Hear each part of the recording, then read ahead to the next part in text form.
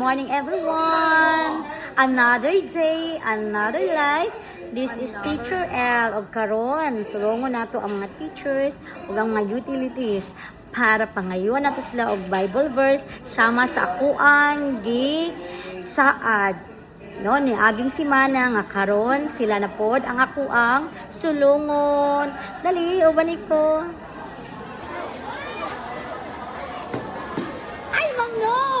Good morning. Magani nagsugat ta. Okay, Ma'am Nob, nahuman ra bid ang launching sa tuang buwan ng wika. Okay, good morning di ay Ma'am Ali dito na pitabi. Ma'am Nob, disturbo kay ko sa imo. Okay ra. Kuan ka nang napod pangayon sa imo ha ba? Okay ra sa imo ha? Basta makayan ako, Ma'am. Sige. Isa lang ka buok, mangayon ta og Bible verse sa imo na ka. Very to God. Okay, so unsa na nga Bible verse? Kada isa ni sa akong paborito nga Bible verse. Kay John 3:16. For God so loved the world that He gave His only begotten Son, that whoever believes in Him shall not perish but have eternal life. Ibig sabihin ani, kung kinsa may mutuo kay Jesus Christ, our Lord and Savior, dili siya malaglag kun dili makabaton siya o kinabuhing walay katapusan. Wow, thank you so much, Ma'am No. Baya Kabright sa sa tawag Ginoo. ko. Gracias sa Ginoo. So, unya, magkita taon niya kay nakoy ihatag sa imuha. Wow, very to God. Simple lang gud kayo ni siya. Gamay lang ni siya habutan pero dako kay nga butan ang imuhang gi-share karon sa ako. Himaya Thank sa you. Ginoo, Ma'am B. God bless. God bless. Sige, ma'am. Din kanina. 1,000 mo na! Thank you, Mike. Bayad kong dayo. Okay, salamat kay Praise the Lord, Ma'am No. Hello, may hapon. Ay, may udto. Kinsa diri sa inyo ang nay Bible verse? Mamo? Sige na. Kinsa sa inyo? Ay, day. Bible verse. Kinsa nay Bible verse sa inyo? Wala. Bible verse? Kasi verse. Verse? Bible verse. Sige, Mateo. Sige, go. Matthew 6. Saan? Nasa Mateo 6:6. Matthew 6:6. Itudlo ni Jesus nga ang pag-ampo, dili pagpakita. Gitudlo ni Jesus nga ang pag-ampo dili pangpakita. So, unsay buot pasabot ani na ba kay gamay nga explanation about ani?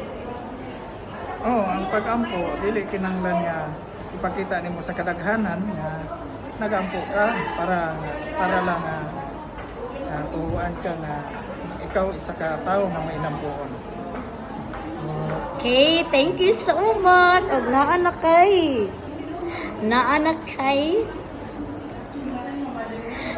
kay pangpalit o pangload tayo.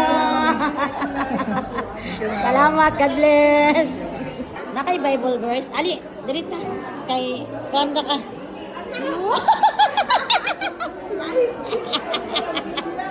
Okay, so hello ma'am, kumusta man? Kalimutan man ko sa mga verses.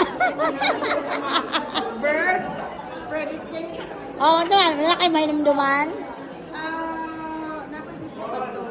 Kalimutan. Hi! Hello, Sir Noli! Kinagkita ta! Sir Noli, wala ko nakalistorbo sa bagay kay wala pa mapoy time, layo Yes, pa. po. So, maayon to ko sa imong Bible verse. Bisag isa lang, nakay mahatag. Yes, naakoy ka ng favorite na Bible verse, God. Sige daw. Psalms 23 verses 1 to 6. Wow, sige The daw. Lord is my shepherd, I shall not want. He makes me to lie down in green pastures. He leads me beside the still waters. He restores my soul. He leads me in the path of righteousness for His name's sake. Yea, though I walk through the valley of the shadows of death, I will fear no evil, for You are with me. Your rod and Your staff, they comfort me. You prepare a table before me in the presence of my enemies. You anoint my head with oil, my cup runs over. Surely goodness and mercy shall follow me all the days of my life, and I will dwell in the house of the Lord forever. Mo siya pinaka-favorite verse sa tanan. Lutoso, no? Yes. So, pwede mangayo tagamay ng explanation, ideya about ana? Po. So, dili siya nato walaon ng atong pagtuo sa Ginoo kay siya ang atong siya atong kusog, siya ato ang sa iya ta nagalin sa tanan-tanan natong mga panginahanglan. Kung ang atong pagtuo mas ginapakusgan pa jud nato, then basically dili din kaniya pasagdahan sa kung unsa man ang plano nato sa atong kinabuhi. Hello, So mao na siya ang Bright. pinaka-amazing nga ginahatag nga kusog sa Ginoo sa ato, ang pagtuo nato sa iya and at the same time ang ato ang pag praise sa iyang ngalan nga nagabuhat tag mga maayo sa atong isig kaingon. Wow, praise the Lord. Wow. Pakpak diha. Salamat po. At dahil dyan, meron kang pang-load.